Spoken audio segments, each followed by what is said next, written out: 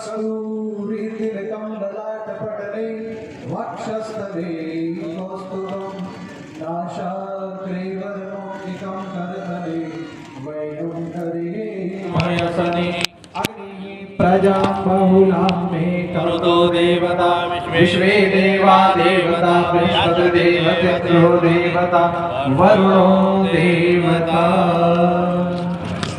शीतलीकरणं देवाभिवन्दनं पुष्प श्री कृष्ण कन्हैया लाल की जय। श्री राधा कृष्ण भगवान की जय। ओम नमः परमहंसास्वादित चरण कमल चिन्मकरंदाय भक्त जनमानस निवासाय श्री रामचंद्राय श्री राधा कृष्णाभ्यां नमः। श्री रुक्मिणी जी के साथ भगवान का विवाह हुआ।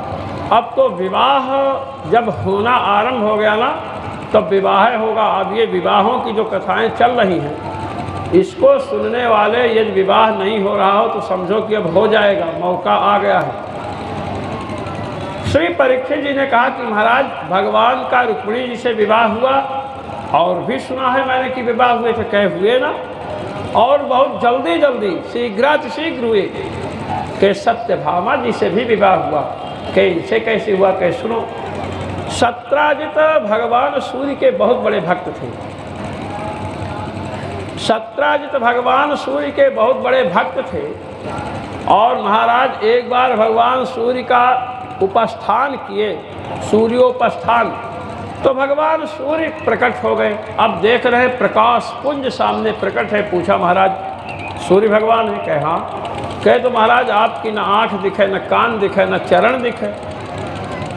तो भगवान सूर्य के गले में एक मणि थी, उसको उतार करके रख दिया, और महाराज उनका हस्त पाद आदि विग्रह सब दिखने लगा।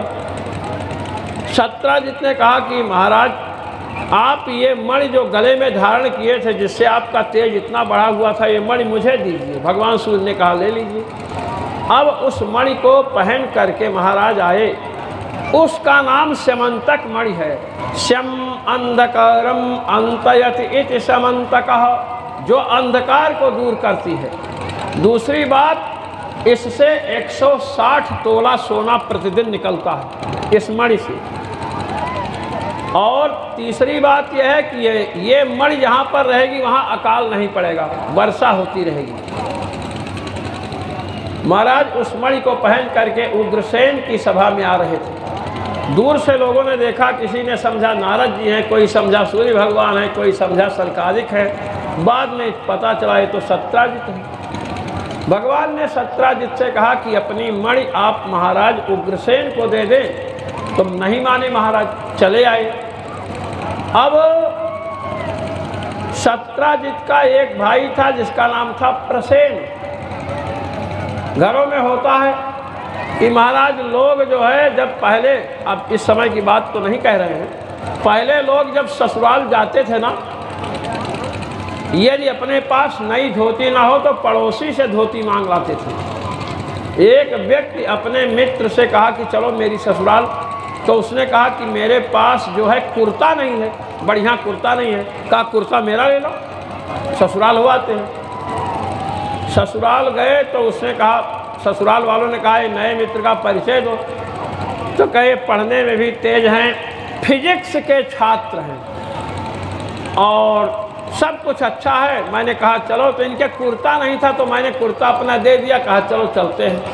वहाँ से आए बड़े नाराज कि भाई ससुराल में ये बताने की क्या जरूरत है कि कुर्ता मेरा है। कहे अच्छा आप नहीं बताएंगे। दूसरे के यहाँ गए, वहाँ भी परिचय दिया, तो वहाँ कहा कि क्या बोलते हैं बड़े अच्छे हैं और कुर्ता अपना ही पहन करके आए हैं। तो लोगों ने कहा कि इसका मतलब कि कुर्ता अपना ही पहन कर आए, इसका मतलब पैंट दूसरे का है। लौट कर आए, फिर नाराज हुए कि ये क्या करते हो। तीसरी जगह गए तो कहते हैं कि मेरे मित्र हैं, पढ़ने लिखने में बड़े अच्छे हैं, हम लोगों की दांत कटी रोटी है और सब बहुत अच्छा है। हम कुर्ता के विषय में नहीं बतलाएंगे, इनके कुर्ता के विषय में नहीं बतलाएंगे। बड़े हंसे लोग। इसी प्रकार सत्राजित की मणि को पहन करके प्रसेन जो इनके सगे भाई थे शिकार खेलने गए।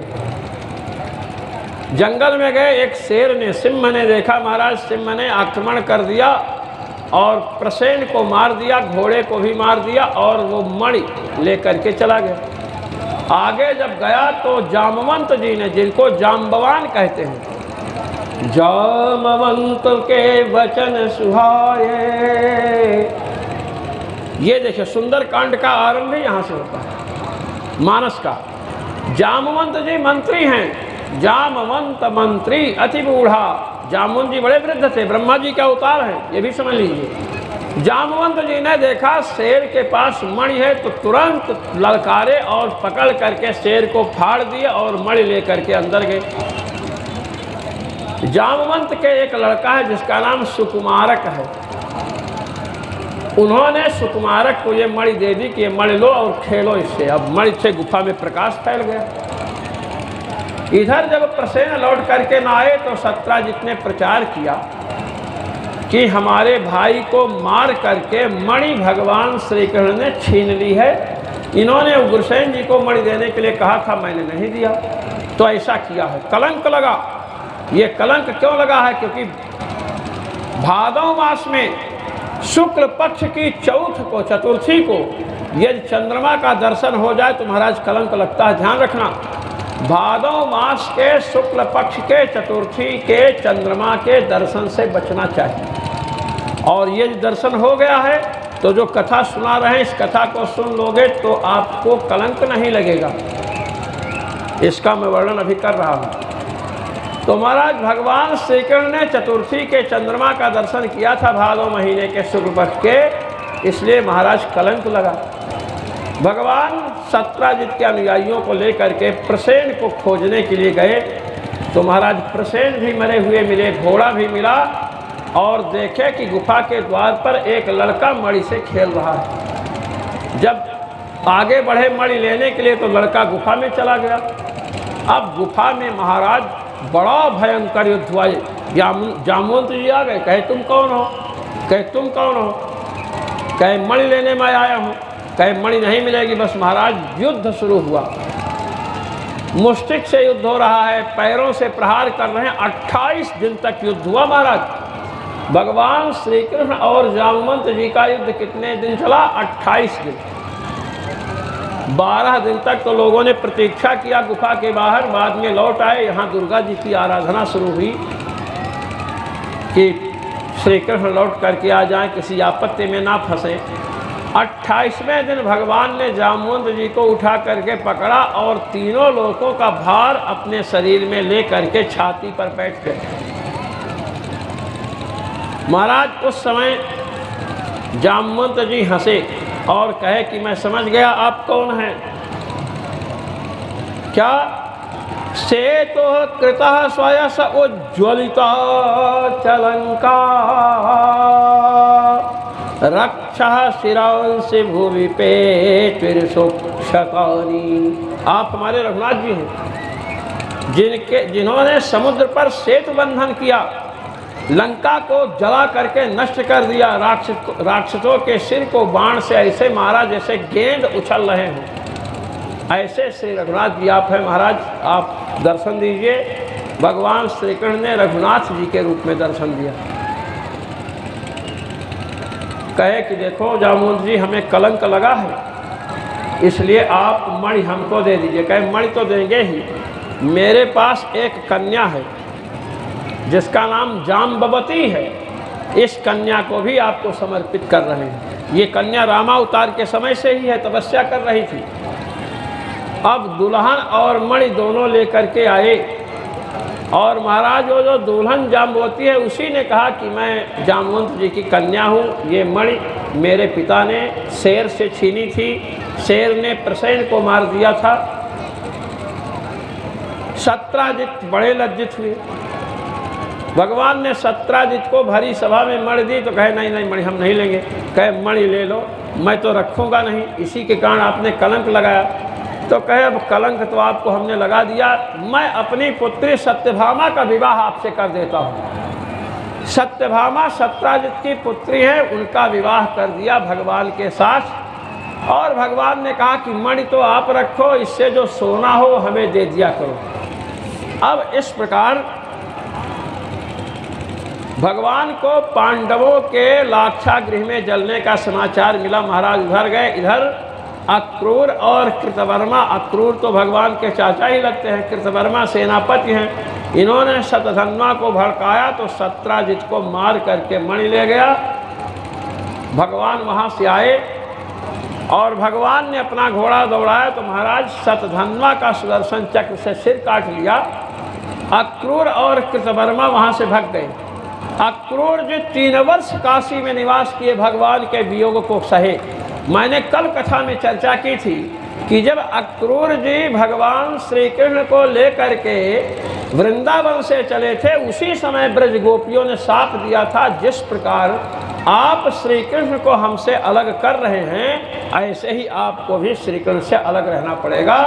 तो गोपियों का साथ हमारा 3 साल रहे, बाद में बुलाए गए और मणि जो है दिखाए आकर के।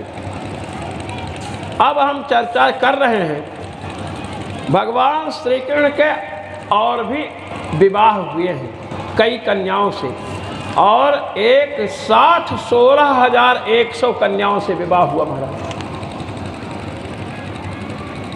भौमासुर, मैंने पहले बताया है कथा में कि भगवान श्री कृष्ण के समीप पृथ्वी देवी सायंकाल गोधूल वेला में पहुंचे और कहीं हमें संतान चाहिए। भगवान वामन ने कहा तुम इस समय आई हो, ये गोधूल वेला सूर्यास्त का समय है, तुम्हें संतान तो होगी किंतु राक्षस होगी। महाराज समय का प्रभाव बहुत पड़ता है, इसीलिए कहते हैं शुभ मुहूर्त में कार्य करना चाहिए। केवल ट्रेन को छोड़ करके, ट्रेन के लिए मुहूर्त देखोगे तो ट्रेन निकल जाएगी। भगवान वराह से उत्पन्न हुआ है, इसका नाम भौमासुर है। महाराज बड़ा दुष्ट है। इसने क्या किया कि देवराज इंद्र के कल्प वृक्ष को ले आया, आदित्य माता का कुंडल ले आया और मणि पर्वत नामक स्थान देवताओं का उसे लेकर के चला आया। देवराज इंद्र इससे पराजित हो गए हैं। अब महाराज प्राग ज्योतिषपुर का राजा है। अंत में देवराज इंद्र भगवान श्री कृष्ण के समीप आए और कहे प्रभु आप रक्षा कीजिए आदित्य माता का कुंडल। तो भगवान सत्यभामा जी को लेकर के जा रहे हैं। सत्यभामा पृथ्वी भगवती पृथ्वी भूदेवी के अवतार हैं। इन्होंने भगवान से कहा था जब राक्षस पैदा हुआ, कहा जब मैं कहूँगी तभी आप इसे मारना। कहे ठीक है। सत्यभामा जी को साथ में लेकर गए, उसके परकोटों को अस्त्र शस्त्र सबको काटते हुए पहुँचे और महाराज युद्ध होने लगा। हाथियों की भयंकर सेना है, गरुड़ जी के पंखों की मार से सेना विदीर्ण हो गई। अब सत्यभामा जी कही नहीं रही कि मारिए इसको। भगवान ने थोड़ा हाथ ढीला किया, 1-2 बाण जब वक्षस्थल में सत्यभामा जी के लगा तो सत्यभामा जी ने कहा कैसा दुष्ट है, मुझे बाण मार रहा है, मारिए इसको। भगवान ने सुदर्शन चक्र से उसे समाप्त कर दिया।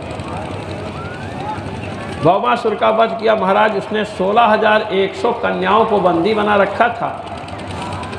भगवान उनके समीप गए छुड़ाने के लिए, तो सबने भगवान श्री कृष्ण को पति रूप में वर्ण किया। भगवान ने सबको भेज दिया, कहाँ? मथुरा नहीं, द्वारिका भेजा है। अब द्वारिका में निवास कर रहे भगवान। बोलिए द्वारिकाधीश भगवान की जय। पृथ्वी देवी आई और उसके लड़के को लेकर के, भौमासुर के लड़के को लेकर के आई। तस्यात्मजोऽयं तव पाद पंकजं भीतः प्रपन्नार्तिहरोपसादितः तत्पालयैनं कुरु हस्तपङ्कजं शिरस्य मुस्याखिलकल्मषापहम्। पृथ्वी देवी ने कहा कि प्रभु आप अपना कर कमल इसके सिर पर रख दें, जो संपूर्ण पापों को दूर करने वाला है। भगवान ने उसे ही राजा बना दिया और वहाँ से भगवान चले आते हैं। अब भगवान की संतानों का वर्णन है। 16,100 तो ये इनके साथ विवाह हुआ एक साथ है, और रुक्मिणी जी शेष 7 और कन्याएं हैं जिनके साथ भगवान का विवाह हुआ। 16,108 8 पट्ट रानियां हैं और 16,100 रानियां हैं। अच्छा, जब इतनी रानियां हैं तो लड़के बच्चे क्या हुए होंगे? प्रत्येक रानी से 10-10 लड़के। 16,108 को 10 से गुणा कर दीजिए। प्रत्येक रानी के 10-10 लड़के और एक कन्या लड़की है। इस प्रकार भगवान का परिवार बढ़ा हुआ है। और भगवान के यहाँ नारद जी आए। नारद जी ने भगवान को प्रणाम किया। एक पौंड्रक है जो अपने को वासुदेव कहता है, भगवान के समीप संदेश भेजा कि मैं असली वासुदेव हूँ, तुम नहीं हो। तो भगवान ने उसका वध कर दिया। अब हम भगवान के घर में आपको ले चलते हैं। श्री नारद जी ने आया तो देखा भगवान कहीं पत्नी के साथ बैठे हंसी मजाक कर रहे हैं, कहीं बच्चे को खिला रहे हैं, कहीं संध्या वंदन कर रहे हैं, कहीं भोजन कर रहे हैं, कहीं विश्राम कर रहे हैं। नारद जी ने भगवान के समीप पहुंचकर पूछा कि 16,108 रानियाँ, मैं सबके यहाँ गया, सबके यहाँ आप दिखाई पड़ रहे हो, ये इतना प्रपंच आप कैसे संभाल लेते हैं? भगवान नारद जी से कहते हैं, तच्छिक्षयन् लोकमिमं स्थितः पुत्रमाखिदः। हे पुत्र नारद, मैं सांसारिक प्राणियों को शिक्षा देने के लिए सब कर रहा हूँ। इस प्रकार महाराज भगवान विराजमान हैं। ये सभा है, सुधर्मा नाम की सभा है, देवताओं के द्वारा दी गई है। उसी समय एक दूत आकर के उपस्थित हुआ और उसने कहा कि महाराज, मैं दूत अकेला अवश्य देखता हूँ, किंतु मुझे 20,800 राजाओं ने भेजा है। जरासंध ने इन राजाओं को बंदी बना रखा है, जरासंध, और सबकी बलि चढ़ाना चाहता है एक यज्ञ में। तो उन लोगों ने भेजा है और प्रार्थना कही है, बद्धौन वियुंक्ष मगधा वै कर्म पासात्। हम लोग मगध नरेश जरासंध रूपी कर्मपाश में बंधे हैं, मुझे छुड़ाओ। इधर से युधिष्ठिर जी के यहाँ राजसूय यज्ञ होने वाला है, उसका भी समाचार आया। तो श्री उद्धव जी से भगवान ने पूछा कि क्या करना चाहिए, पहले जरासंध के पास चलना चाहिए कि युधिष्ठिर जी के पास चले? उद्धव जी ने कहा कि महाराज युधिष्ठिर जी के पास पहले चलिए, क्योंकि युधिष्ठिर जी राजसूय यज्ञ कर रहे हैं। राजसूय यज्ञ में सभी राजाओं से कर चाहिए, जरासंध कर देगा नहीं तो उसे मारना तो पड़ेगा ही, इसलिए पहले वहीं चलिए। भगवान आए और भीम को ले जा करके जरासंध का वध कराए और युधिष्ठिर जी के यज्ञ को पूर्ण करते हैं। इसके पश्चात जब जरासंध का वध हुआ, सब कथा आप सुने हैं, जानते हैं। जरासंध के वध के बाद जो राजा थे सबको भगवान ने मुक्त किया और ससम्मान युधिष्ठिर जी के राजसूय यज्ञ में आमंत्रित कर दिया। युधिष्ठिर जी का राजसूय यज्ञ बहुत सुंदर ढंग से संपन्न हुआ प्रभु की कृपा से। अब हम आ रहे हैं श्री सुदामा जी के चरित्र पर। हमारी गाड़ी बहुत तेज चल रही है इस समय। सुदामा जी की कथा हम आपके समक्ष प्रस्तुत कर रहे हैं। सुदामा जी के विषय में आपको हम ये बतला दें कि श्रीमद् भागवत महापुराण में सुदामा जी का नाम नहीं आया है, जो ब्राह्मण है। माली सुदामा का नाम तो आया हुआ है, लेकिन ब्राह्मण सुदामा का नाम नहीं आया है। इनका उल्लेख जो है श्रीमद् भागवत महापुराण में किया गया है। भगवान के मित्र हैं सुदामा जी, गुरुकुल में एक साथ पढ़ते थे। सुदामा जी अत्यंत भजनानंदी ब्राह्मण हैं, भिक्षा मांगते हैं और जितनी भिक्षा मिलती है उतना गिनते हैं अन्न कणों को, और जितने अन्न कण होते हैं उतने माला भगवान का मंत्र जपते हैं। ये आप समझ लीजिए। भगवान ने विचार किया द्वारिकापुरी में कि मेरे मित्र सुदामा भिक्षा मांग रहे हैं, वो जान रहे हैं कि उनका मित्र मैं द्वारिकाधीश हूँ, द्वारकाधीश हूँ, फिर भी भिक्षा मांग रहे हैं, इसलिए भगवान स्वयं भिखारी का रूप धारण करके पहुँच गए और दरवाजे पर खटखट किए तो उनकी पत्नी निकली, कहीं आप कैसे आए? भिखारियों का एक नियम होता है, ये जो ठग होते हैं ना ट्रेनों में लूटने वाले, जेब कतरे, ये एक विषय में बड़े ईमानदार होते हैं। आपको बेच देंगे इतने पैसे में और सही बताएंगे कि इनके पास माल है, वहाँ झूठ नहीं चलती है, इतनी ईमानदारी वहाँ है।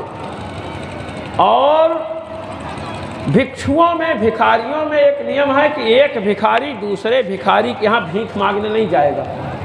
नहीं भिक्षुका भिक्षुकांतरम उपतिष्ठते, ये न्याय है। एक भिक्षुक दूसरे भिक्षुक के पास नहीं जाता है।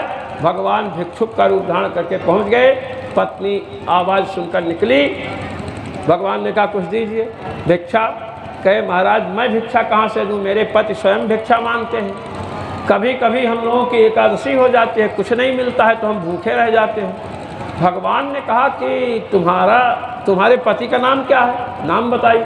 अरे कहे कि आश्चर्य है, तुम्हारे पद के मित्र कृष्ण द्वारकाधीश हैं, द्वारका के सम्राट हैं। सोने की थाल में उनके चरण का प्रक्षालन होता है और तुम अपने पद से एक दिन भी नहीं कहीं, वहाँ भेज दो, दुनिया भर की संपत्ति ले आएंगे, भीख कब तक मांगती रहोगी। और महाराज तुरंत चले आए। सुदामा जी लौट करके आए, उस दिन भिक्षा नहीं मिली। पत्नी ने कहा कि इतना भूखे मरने से क्या लाभ है, अपने मित्र के यहाँ जाइए। बड़ी हठ की तो महाराज चलना पड़ा। देखिए स्त्री का हठ, बालक का हठ, राजा का हठ और योगी साधु महात्मा का हठ, ये चार हठ प्रसिद्ध हैं। अब सुदामा जी कहे कि राजा के यहाँ जाएंगे तो अपने पास तो कुछ है नहीं, तो क्या लेकर के जाएं। तो महाराज अड़ोस पड़ोस 2-3-4 घरों से एक एक मुट्ठी चूड़ा लाई, और चूड़ा 4 घर का चूड़ा है तो 4 प्रकार का है, कोई ताज़ा है कोई अधिक दिन का है। बांधे किसमें, तो सुदामा जी की एक धोती थी जो कई जगह से फटी थी, उसी में महाराज 2-3 परत करके चूड़ा को बांधा गया और ले करके चले। महाराज द्वारकापुरी तो समुद्र में है, भगवान ने सोचा कि सुदामा जी को उतारेगा पार कौन, सबको तो उतरा ही चाहिए। स्वयं नाविक का वेश बना करके नाव लेकर पहुंच गए, सुदामा जी को पार उतारे, कहे उतरा ही दीजिए। सुदामा जी ने कहा मेरे पास कुछ नहीं। कहे ऐसा कैसे हो सकता है, संसार में ऐसा कोई भी प्राणी नहीं कि उसके पास कुछ ना हो, आपके पास है, आप दीजिए। तो सुदामा जी ने कहा कि मेरे पास जो है ना, अगर मैं उसका नाम ले लूँगा तो तुम नाव लेकर के चले जाओगे दूसरी जगह, यहाँ दिखोगे नहीं कल भी। कहे अरे ऐसे मत बोलिए, जो है वो दीजिए। कहे मेरे पास भयंकर दरिद्रता है, मैं बहुत दरिद्र हूँ, क्या मेरी दरिद्रता लेने को आप तैयार हैं? भगवान ही तो नाविक वेश में कहे कि हाँ हाँ मैंने ले लिया, अब आप जाइए। वहाँ से आए, हम इस कथा को आगे बढ़ा रहे हैं। सुदामा जी के इस चरित्र का चित्रण जब भगवान के समीप पहुँचे हैं और द्वारपाल ने जाकर के जब बताया है, तो भगवान वहाँ श्री रुक्मिणी जी को छोड़ करके दौड़ करके आए हैं और श्री सुदामा जी को लेकर के गए। पानी परात को हाथ छुयो नहीं, नयनन के जलसों पग धोए। श्री नरोत्तम जी कह रहे हैं कि भगवान सुदामा जी के पैरों में फटी हुई दुआएं को देख करके इतने करुणार्द्र हुए कि महाराज जो रुक्मिणी जी इत्यादि प्रियतमाएं जल लाई थी चरण प्रक्षालन के लिए, उसको छुआ नहीं, केवल नेत्रों से जल गिरा और उसी के द्वारा भगवान ने अपने मित्र सुदामा के चरणारविंद का प्रक्षालन किया। खैर चरण धो करके बैठाए। अब सुदामा जी को नाश्ता वास्ता कराया गया संध्या वंदन करके।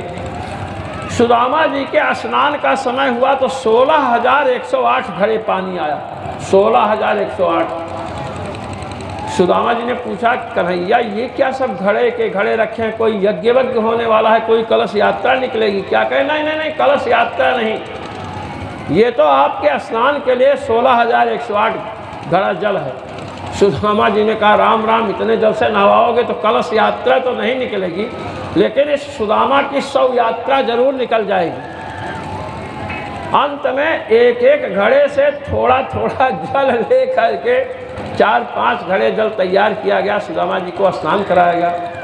महाराज भगवान के यहाँ लगभग 1 सप्ताह तक सुदामा जी रुके। विश्वकर्मा को भगवान ने आज्ञा दिया कि सुदामा जी की जो झोपड़ी वहाँ राजमहल खड़ा कर दिया जाए। राजमहल खड़ा हो गया। सुदामा जी जब वहाँ से चले हैं महाराज, पहले तो विराजमान है। अब एक बात मैं आपको विशेष बताना चाहता हूँ, सुदामा जी जो चूड़े की पोटली ले गए थे ना, उसको नहीं दिया, भगवान को दिया नहीं। भगवान ने सोचा लाए तो हैं, देना नहीं चाहते हैं, क्योंकि लज्जा का अनुभव हो रहा है मेरे वैभव को देख करके। तो भगवान चरण दबा रहे थे तो पोटली को हाथ के नीचे दबा लिया। भगवान ने कहा, चरण दाब दिया हूँ, पीठ भी दाब दिया, अब आपका हाथ भी दाबना चाहता हूँ। अरे सुदामा जी कहा, नहीं नहीं, हाथ में दर्द नहीं है। कहे नहीं नहीं, हमको तो लगता है। और हाथ फात महाराज पोटली दिखे। कहे मित्र ये क्या, आप 2-3 दिन से इसको छिपा रखे हो। अंत में पोटली खोली गई तो चूड़े निकले। और जिस समय श्री सुदामा जी के चूड़ों को देख करके भगवान ने एक ग्रास उठाया और मुख में रखा, और दूसरा जैसे उठाना चाहे तो श्री रुक्मिणी जी ने हाथ पकड़ लिया। कह रुक जाइए, कई कारण है हाथ पकड़ने में। आपने एक ग्रास इनका ग्रहण कर लिया, अब इनको एक लोक का राज्य मिल गया। दूसरी बात, आप दूसरा ग्रास खाएंगे तो आप तो महाराज परमात्मा हैं। अहम वैश्वानरो भूत्वा पचाम्यन्नम चतुर्विधम, आप तो पेट में वैश्वानर अग्नि साक्षात हैं, सभी कुछ आप ही पचाते हैं। यदि आप इसको भी खा जाएंगे तो आपके 16,108 तो पत्नियां हैं, उनको प्रसाद कहाँ मिलेगा?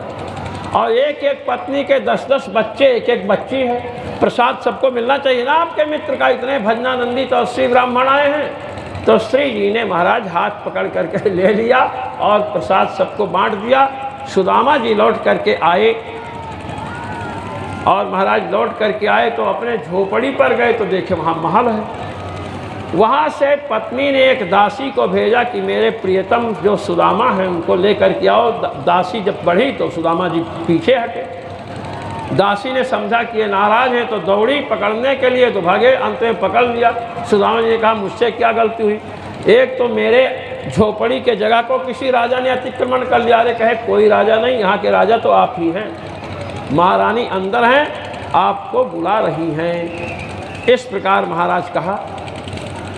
भगवान श्री कृष्ण का वंश जो है यदुवंश, यदुवंश के यदुवंशियों की परंपरा में सभी भक्त हैं, और 3,88,00,000 शिक्षक हैं, टीचर, बच्चों को पढ़ाने के लिए 3,88,00,000 शिक्षक अध्यापक हैं। अब आप इसी से पता लगा लो कि कितने बच्चे होंगे। और विश्व की सबसे बड़ी सेना, एक नील सेना है महाराज उग्रसेन के पास। इनके कुल जो हैं, यदुवंशियों के कुल हैं, इनकी संख्या 100 है। इस प्रकार भगवान श्री कृष्ण के पावन चरित्र को 10वें स्कंध में पूर्ण किया गया। इसे मुखारविंद बतलाया गया। इसको प्रणाम करके हम 11वें स्कंध में प्रवेश कर रहे हैं। श्री परीक्षित जी ने श्री सुखदेव जी से प्रश्न किया कि सुनने में आया है कि महाराज यदुवंश का विनाश हो गया था, तो कैसे हुआ? कहे सुनो,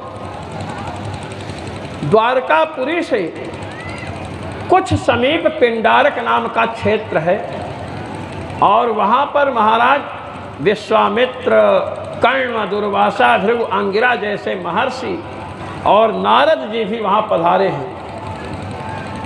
विश्वामित्रोषितः कर्णो दुर्वासो भृगुरङ्गिरः कश्यपो वामदेवोऽत्रिर्वसिष्ठो नारदादयः पिण्डारकं समगमन् मुनयो निसृष्टाः। पिंडारक क्षेत्र में ये सब महर्षि गए हैं। भगवान श्री कृष्ण के एक पुत्र हैं जिनका नाम सांब है। सांब इतने गोरे हैं, इतने सुंदर हैं कि उनको साड़ी और ब्लाउज पहना दिया जाए तो महिलाएं लज्जित होकर के छिप जाती हैं, इतने सुंदर हैं। लगता है सबसे सुंदरी महिला यही है। अब यदुवंशी बालकों को क्या सूझा कि सांब को सुंदर ब्लाउज साड़ी से सजाया गया और पेट में तकिया बांध दिया और ऋषियों के पास लाए। कहते हैं कि महाराज ये घूंघट लगा रखी, ये कुलवधू बड़ी लजीली है, इसके पेट में क्या है ये आप लोगों से जानना चाहते हैं, कृपा करके बताओ। नारद जी इत्यादि कुछ बोलना चाहें तब तक दुर्वासा जी ने कहा मैं बता रहा हूँ क्या है इसके पेट में। सुनो, इसके पेट में एक ऐसी वस्तु निकलेगी जिसके द्वारा तुम्हारे कुल का सर्वनाश हो जाएगा, ये कहा। अब महाराज वहाँ से भाग करके आए। जब तकिया को खोल करके निकाले तो तकिया तो गायब थी, एक मूसल निकला लोहे का। उग्रसेन जी को बताया गया, भगवान श्री कृष्ण से नहीं बताए। उग्रसेन ने कहा कि इसको कूट पीस करके समुद्र में फेंक दो।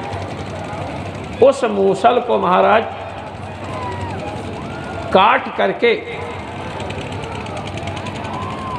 टुकड़े टुकड़े करके समुद्र में फेंक दिया गया। अब वह बह करके महाराज एरक नाम की घास होती है उसमें लग गया और उसका एक टुकड़ा जरा नाम का एक बहेलिया है उसको मिल गया तो बड़ा तीक्ष्ण था, इसलिए उसने बाण में लगा रखा है।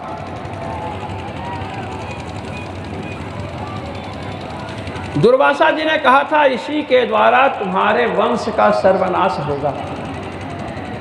द्वारकापुरी में अनेक प्रकार के उपद्रव हो रहे हैं।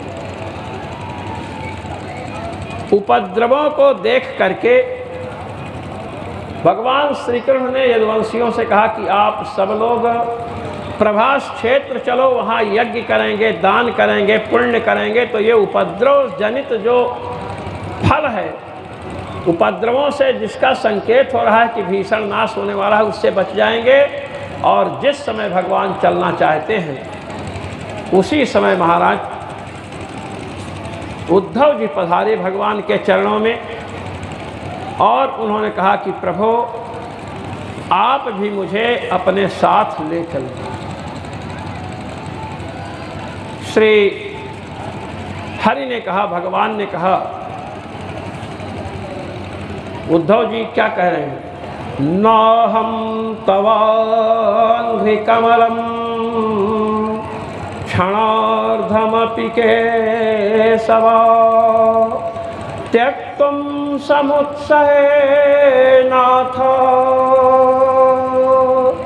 स्वधामनय मामपि।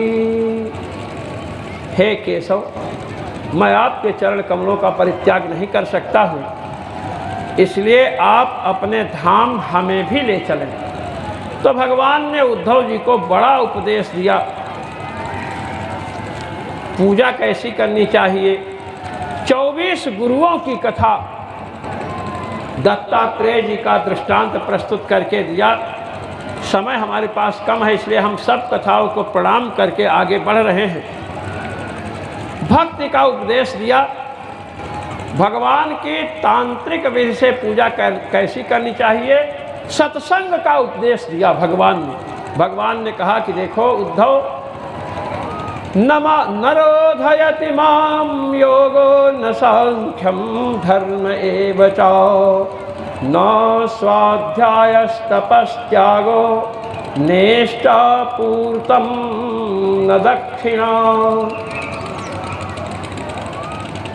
भगवान श्री कृष्ण उद्धव जी से कह रहे हैं कि उद्धव, कोई योग के द्वारा, ज्ञान के द्वारा, धर्म के द्वारा, स्वाध्याय तपस्या त्याग के द्वारा, यज्ञ आदि के द्वारा व्रत के द्वारा मुझे प्राप्त करना चाहे तो मुझे प्राप्त नहीं कर सकता है। कहे महाराज कैसे प्राप्त कर सकता है? सत्संगे नहीं देते या तुधाना मृगा खगा। सत्संग से मुझे प्राप्त कर सकते हैं। सत्संग से दैत्य बालकों ने, सत्संग से राक्षसों ने, सत्संग से पशुओं ने, पक्षियों ने, गंधर्व, अप्सरा, नाग, यक्ष, गण सबने हमको प्राप्त किया है। इसलिए सत्संग करना चाहिए। सत्संग की महत्ता भगवान श्रीहरि ने बतलाई उद्धव से और कहा कि देखो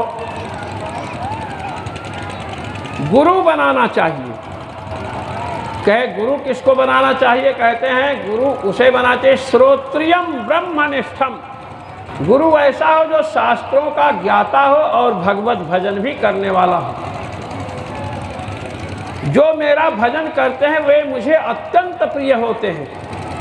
भगवान कह रहे हैं जो किसी से कुछ नहीं चाहते हैं, भजन में मग्न रहते हैं, भगवत कथा करते हैं, स्वाध्याय करते हैं। निरपेक्षम मुनिम शांतम निर्वैरम समदर्शनम अनुव्रजाम्यहम नित्यम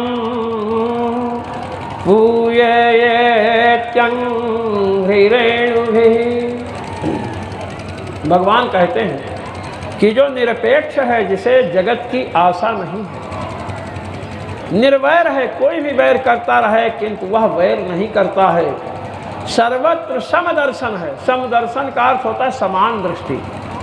मया सह समः, माँ कहते लक्ष्मी जी को, लक्ष्मी जी के साथ जो है उसे सम कहते हैं भगवान विष्णु। तो लक्ष्मी जी के साथ जो विराजमान है उनको जो सर्वत्र देखता रहता है उसे कहते हैं समदर्शन। सर्वत्र भगवानमय जगत देख रहा हो, सिय राममय सब जग जानी। कहते हैं ऐसे महात्मा जब चलते हैं तो उनके चरणों से जो रज उड़ती है, धूल उड़ती है, मैं पीछे पीछे चलता हूँ कि वह धूल उड़ करके मेरे ऊपर पड़ जाए तो मैं पवित्र हो जाऊँ। भगवान कह रहे हैं। तो लोगों ने पूछा प्रभु आपको कौन सा पाप लगा हुआ है कि आप अपवित्र हैं? तो भगवान में क्या कमी आई कि उसके रज की आकांक्षा कर रहे हैं? देखिए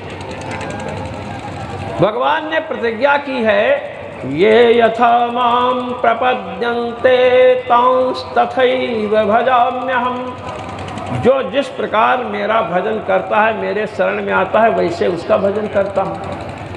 महात्मा लोग घर छोड़ देते हैं, भगवान वैकुंठ नहीं छोड़ते। महात्माओं ने पत्नी का परित्याग कर दिया या विवाह ही नहीं किया, भगवान इस शर्त को पूरी न कर सके। इसलिए कहते हैं कि इस कमी को दूर करने के लिए महात्माओं के चरणों की रज से जब मैं अभिषेक करूंगा अपना तो मेरी कमी दूर हो जाएगी। अस्तु। भक्ति की महिमा, भिन्न भिन्न सिद्धियों के नाम का वर्णन किया और महाराज अंत में वैराग्य का वर्णन किया, ज्ञान का वर्णन किया, सांख्य और योग का महात्म्य बतलाया। इस प्रकार उद्धव को भगवान ने उपदेश दिया। एकादश स्कंद में पूरी चर्चा है। उद्धव को उपदेश दे करके पूछा कि उद्धव मैंने आपको जो समझाया उससे आपको कुछ पता चला? उद्धव ने कहा विद्रावितो मोह महांधकारो या आश्रितो में तव सन्निधानात्। हे प्रभु आपके श्री वचनों को सुनकर मेरा महामोह दूर हो गया। अब महाराज उद्धव को बद्रिकाश्रम भगवान ने भेजा और अपनी चरण पादुकाएं दी। बोलिए सच्चिदानंद भगवान की जय। श्रीमद् भागवत महापुराण की जय। हमारे मध्य में उदय भान नारायण सिंह जी, रामगढ़ राज परिवार सह पूर्व जियाड़ा निदेशक, एवं भाजपा प्रदेश अध्यक्ष हमारे मध्य पधारे हैं, पूज्य महाराज श्री से व्यासपीठ से आशीर्वाद ग्रहण कर रहे हैं। आप सभी अपने दोनों हाथों से तालियां बजा करके चेयरमैन साहब का स्वागत कीजिए। देवा हे नाथ नारायण वासुदेवा, बोलो श्री कृष्ण गोविंद हरे मुरारी। हे नाथ नारायण वासुदेवा, गाओ श्री कृष्ण गोविंद हरे वासुदेवा। मेरे तो आधार मेरे गुरुवर के चरणार विंद, मेरे तो आधार मेरे गुरुवर के चरणार विंद, गुरुवर के चरणार विंद, प्रभु के चरणार विंद, गुरुवर के चरणार विंद, प्रभु के चरणार विंद। मेरे तो आधार मेरे गुरुवर के चरणार विंद, मेरे तो आधार मेरे प्रभु के चरणार। उद्धव जी को भगवान ने विदा किया, कहा कि आप यहाँ से बद्रिकाश्रम जाएंगे। गच्छोद्धव मयादिष्टो, भगवान कह रहे हैं गच्छोद्धव मयादिष्टो बदर्याख्यम ममाश्रमं, तत्र मत्पादतीर्थोदे स्नानोपस्पर्शनैः शुचिः। हे उद्धव, मैं तुम्हें आदेश दे रहा हूँ, बद्रिकाश्रम जो मेरा आश्रम है, नर नारायण रूप से जहाँ मैं निवास करता हूँ वहाँ जाना। ईक्षयालकनंदाय विधूता शेष कल्मषः, एक अलकनंदा का दर्शन करना। भगवान कह रहे हैं नहाने के लिए नहीं कह रहे हैं, बड़ी ठंडी होती है, हाथ पांव गल जाए महाराज। ईक्षया अलकनंदाय, ईक्षया माने दर्शनेन, अलकनंदा जी का दर्शन करना। हिमालय में बद्रिकाश्रम में बिना स्नान किए वहाँ की वायु लगने से ही शरीर शुद्ध हो जाता है, नहाने की जरूरत नहीं है। और वो वायु लगती है तो हड्डी तक शुद्ध हो जाती है, इतनी ठंडी वायु होती है। महाराज भगवान ने अपनी चरण पादुका दी है उद्धव जी को। कृच्छ्रम ययौ मूर्धनि भर्तृपादुके, बिभ्रन् नमस्कृत्य ययौ पुनः पुनः, ततस्तमन्तर्हृदि सन्निवेश्य गतो महाभगवतो विशालाम्। भगवान श्री कृष्ण की चरण पादुका, अपने आराध्य की चरण पादुका को महाराज सिर पर रखा। जैसे श्री भरत जी ने भगवान श्री राम की चरण पादुका चित्रकूट से लेकर सिर पर चले थे अयोध्या की ओर, ऐसे ही श्री उद्धव जी भगवान की चरण पादुका लेकर के चल रहे हैं बद्रिकाश्रम की ओर। गए नहीं, कहते हैं नमस्कृत्य पुनः पुनः, बार बार जाने की शक्ति जुटा रहे हैं, फिर लौटाते हैं। भगवान के समीप से तो उद्धव जी चले गए, अब भगवान यदुकुल के साथ, यदुवंशियों के साथ प्रभास क्षेत्र में पहुँचे और महाराज उन्होंने वहाँ पर जा कर के दान दिया, यज्ञ किया। अब यज्ञ दान किया, उसके बाद भी विनाश होने वाला है, देख लीजिए। यज्ञ कर लो, दान भी कर लो, और उद्धव जैसे आपके मित्र भी हों, फिर भी यदि मदिरा पान करेंगे, ड्रिंकिंग करेंगे, तो आपको सर्वनाश से कोई नहीं बचा सकता है। यज्ञ दान व्रत करने के बाद क्या किया? ततस्तस्मिन् महापानम पपुर्मैरेयकं मधु दिष्ट विभ्रंसित धियो यद्रवैर्भ्रश्यते मतिः। महाराज मधुमैरेकम पपुर्मैरेयकम मधु, महाराज मदिरा पान किया, और मदिरा पान किया तो सबकी बुद्धि भ्रष्ट हो गई, आपस में कहा सुनी होने लगी, झगड़ा हो गया। अस्त्र शस्त्र उठ गए, तलवारें उठ गईं, गदा, बर्छी, भाला, और एक दूसरे पर प्रहार करने लगे। भगवान श्री कृष्ण और बलभद्र जी ने रोका कि तुम लोग क्या कर रहे हो पागलपना, तो उन्हीं को मारने को तैयार हो गए। फिर तो भगवान ने भी अस्त्र उठा लिया, बलराम जी ने भी उठा लिया, और सब एक दूसरे को मारने लगे। भगवान श्री कृष्ण ने देखा कि सबके अस्त्र शस्त्र समाप्त हो गए, तो जो वहाँ एरक नाम की घास लगी हुई थी, उस घास में महाराज वो जो मूसल निकला था लोहे का, उसके जो कण टुकड़े टुकड़े जो करवाए गए थे महाराज, वो उस घास में लगे हुए थे। उस घास को लेकर के लोगों ने महाराज आपस में एक दूसरे को प्रहार करना शुरू किया। वही वज्र के समान लगती है, और सब महाराज नष्ट हो गए। बलराम जी समुद्र में जाकर के ध्यान से अपने शरीर का संवरण किए। भगवान श्रीहरि पीपल के वृक्ष के नीचे हैं, एक चरण पर दूसरा चरण घुटने पर रखे हैं। यदुवंशियों में कोई बचा नहीं है। एक जरा नाम का व्याध है, भगवान के चरण के लाल लाल तलवे महाराज चमक रहे हैं। उसने समझा ये कोई मृग है जिसका मुख है और वही रक्त वर्ण का दिख रहा है। उसने भीषण बाण का प्रहार किया, जिसमें वो अरें लगी हुई थी। मूसल के टुकड़े से एक टुकड़ा बचा था, उसको लगा रखा था, भगवान के चरणों में लगा, और जब समीप में आया तो हा कृष्ण हा भगवान कहा करके चरणों में गिर पड़ा। महाराज क्षमा याचना करने लगा। भगवान ने कहा कोई बात नहीं, मेरी इच्छा थी। भगवान की इच्छा है, इस सांप से उद्धव जी को बचा दिया, श्री उद्धव जी को बचा दिया, अपने को सांप भोग लिए। और ययाति जी का शाप था कि यदु के वंश में कोई राजा नहीं होगा, स्वयं राजा नहीं बने, उग्रसेन जी को राजा बना करके रखे। भगवान मर्यादा में रहते हैं, किंतु भक्तों को यदि जगत की रक्षा करनी हो तो भक्तों को उस मर्यादा से थोड़ा अलग कर देते हैं। भगवान परधाम गमन करना चाहते हैं। ब्रह्मा जी, शंकर जी, देवराज इंद्र, समस्त ऋषिगण सभी लोग पधारे, और महाराज वहाँ आकर के सब देख रहे हैं। ववृषो पुष्प वर्षाणि विमानावलिभिर्नभः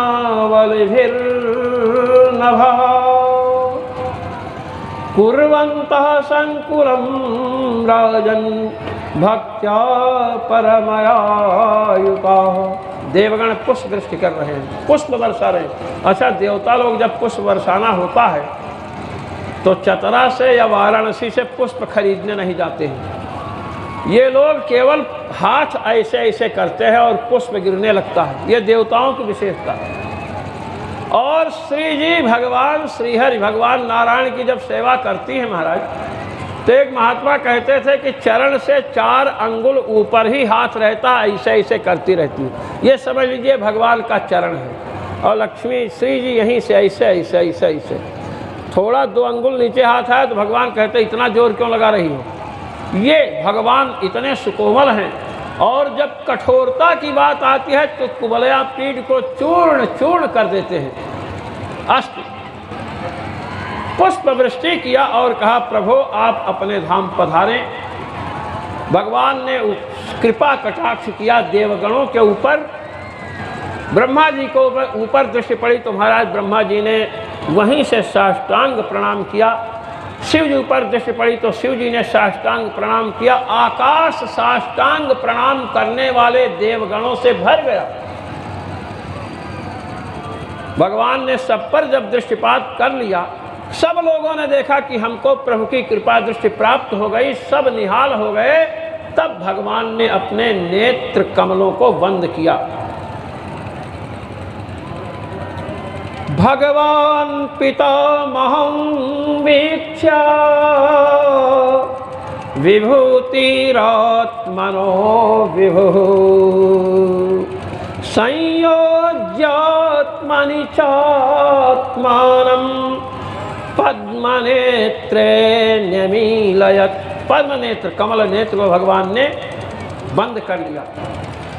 बंद करने के बाद महाभारत में चर्चा थी कि भगवान के श्री विग्रह का दाह संस्कार किया गया है, किंतु महाभारत के बाद की रचना है श्री भागवत महापुराण। फाइनल है ये, इसमें निर्णय दिया गया है। भगवान व्यास की पूरी प्रतिभा इसमें लगी हुई है, नारद जी की कृपा है। जिस समय महाभारत की रचना हुई तो नारद जी की कृपा नहीं थी महाराज, नहीं, केवल व्यास जी की अपनी कृपा थी। और श्रीमद् भागवत महापुराण की जब रचना हो रही है तो गुरु जी की भी कृपा है। और व्यास जी स्वयं भगवान नारायण के अवतार हैं। कृष्णद्वैपायनम व्यासम विद्धि नारायणम प्रभुम, साक्षात नारायण हैं, इसलिए अवतार होने की कृपा गुरु की कृपा।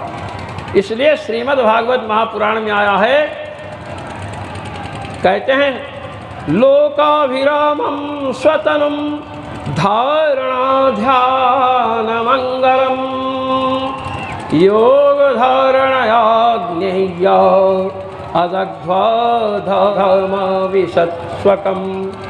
अदग्ध्वा धामा विशत्स्वकम कहते योग ध्यान धारणा संपूर्ण मंगलों का आश्रय जो भगवान का कमनीय कलेवर है, श्री विग्रह है। उस विग्रह को जैसे सती जी ने योग धारणा से अग्नि की धारणा करके अपने शरीर को भस्मसात कर दिया था, ऐसा भगवान श्रीहरि ने नहीं किया, भगवान श्याम सुंदर ने नहीं किया। और ये कौन कर रहे हैं? कह रहे हैं श्रीधर स्वामी, जो अद्वैती महात्मा है। एक अद्वैती महात्मा महाराज, ये गोवर्धन मठ के शंकराचार्य थे, श्रीधर स्वामी। तो इन्होंने कहा अदग्ध्वा, शरीर को जलाया नहीं, शरीर को जलाया नहीं तो क्या किया आप पहले सुन चुके हैं। स्वकीयं यद् भवेत् तेजः तच्च भगवते दधात् तिरोधाय प्रविष्टोऽयं श्रीमद्भागवतार्णवम्। भगवान ने अपने श्री विग्रह को तेजोमय बना दिया और वह तेजोमय श्री विग्रह श्री भागवत महापुराण में प्रविष्ट हो गया। ये श्रीमद् भागवत महापुराण है, इसके दर्शन स्पर्श से पुण्य होता है। भगवान अपने धाम पधारे, दारुक सारथी वही था। दारुक को कहे कि सब समाचार सुना देना, सबको समाचार सुनाया गया महाराज, और सबने भगवान के वियोग में अपने प्राणों का उत्सर्ग कर दिया, भगवत धाम चले गए। श्री सुखदेव जी कहते हैं कि ये 11वें स्कंध की कथा पूर्ण हुई। भक्तिम परम परमहंस गतौ लभेत।